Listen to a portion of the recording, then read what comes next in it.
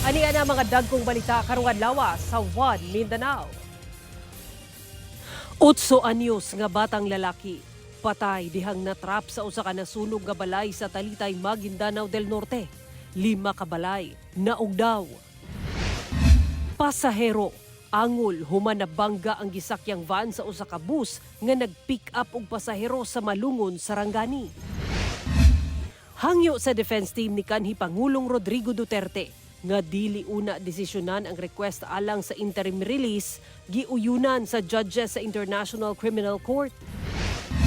Pipila ka Davaoenyo nakabenepisyo sa gilusad sa Department of Transportation nga libreng sakay sa Davao City.